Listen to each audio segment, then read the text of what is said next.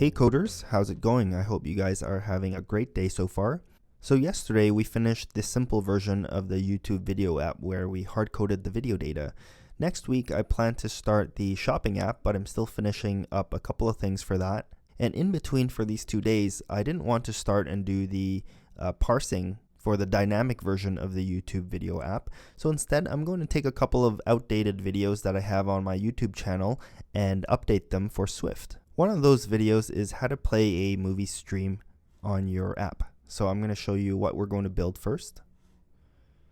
So for this demo, I just have a simple play button that when tapped is going to launch another view controller with a video that's on the net and that's going to play. So something like this. So I'll show you the code right now. And you can see that the URL is something like this. It's sitting on the net. It's not in our Xcode project. Alright, so let's start a new Xcode project and build this, and you'll see that it's actually not that hard to do. I'm going to go up here to my Xcode menu and start a new project. I'm just going to start a single view application for this demo. I'm going to call it AVPlayerDemo and make sure that the language is Swift and the device is iPhone and you have none of these checked. I'm going to click next, and I'm just going to save this on my desktop. I'm not going to create a Git repository. Okay, so I'm going to first start by scrolling down in my project properties, and under linked frameworks and libraries, we're going to click this little plus icon here to add a couple of frameworks that we need. Actually, you don't even need to search for it, but if you type in AV, you're going to see AV Foundation and AV Kit. I'm going to highlight both of them and just click add, and you're going to add both of them like that, or you can add them individually. So next we're going to go into our main.storyboard and we're going to search for button, and that's just going to be the play button that you saw in the demo earlier. So I'm going to drag that here in the inspector. I'm going to change it to play, and then let's make sure you have that selected, and let's horizontally and vertically center it in the container. Okay, so update the frames for that guy. Now we're going to attach an IB action handler to the tap method of this play button. So I'm going to open up the assistant editor and hold down Control from the document outline. I'm going to click and drag under here where we can declare a new method. I'm going to let go, and I'm going to call this play button tapped. And this is where we're going to add the code to trigger the video. And actually, I just made a mistake here. So this is something to watch out for. By default, when you do that, it adds an IB outlet. But what I actually wanted was an IB action handler. So a lot of people who accidentally do this, they just delete this IB outlet and think that all is fine. But that's actually not the case, because in the storyboard, that element is still connected to that IB outlet, which you just deleted.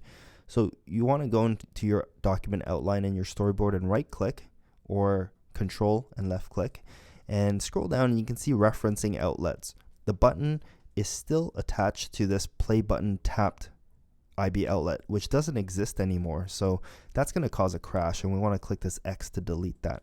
Okay, so let's try this again. Hold down Control, click and drag it, drop it here, and this time for the connection type, we want to choose IB action. So this time I'm going to say play button tapped, and the type is UI button. Touch up inside is the event that we want. Connect, and now we actually have an IB action method. So in here, trigger the video to play. Now we're going to go back to the view controller. Let's go back to single view. Up here, we want to import those frameworks which we added, AV Foundation and AV Kit, because we're going to be using classes from those frameworks. And up here, let's declare two properties which we're going to use. So let the AV player view controller equals AV player view controller. And secondly, let AV movie player, or actually let's just call it AV player, be an optional AV player, and the class is just this one. It's plain AV player.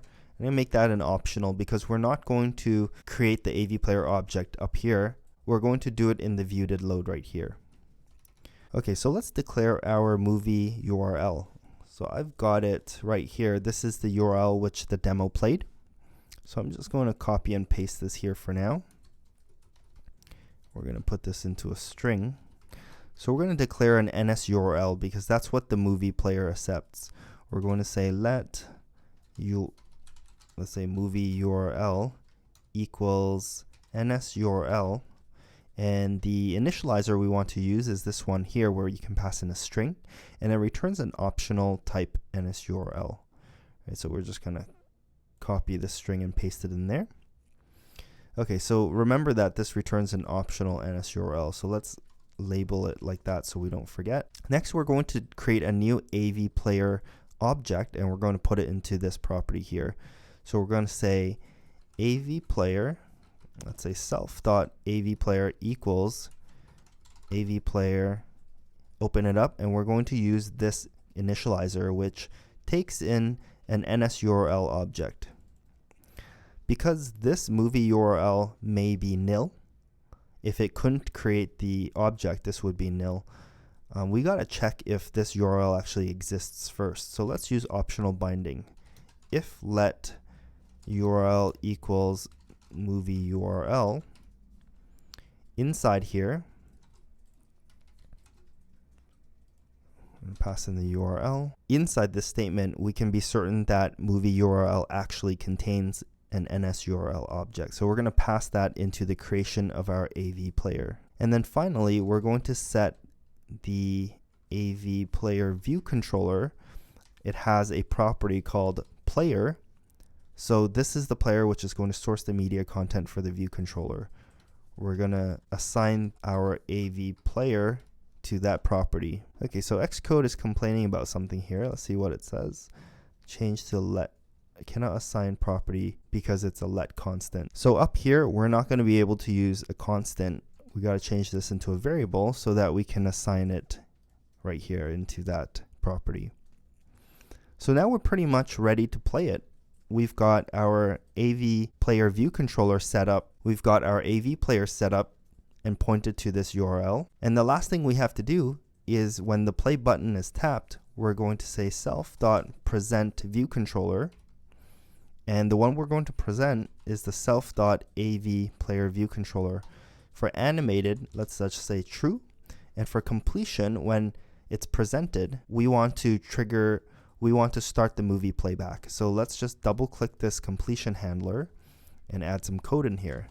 self.avplayerViewController.player.play.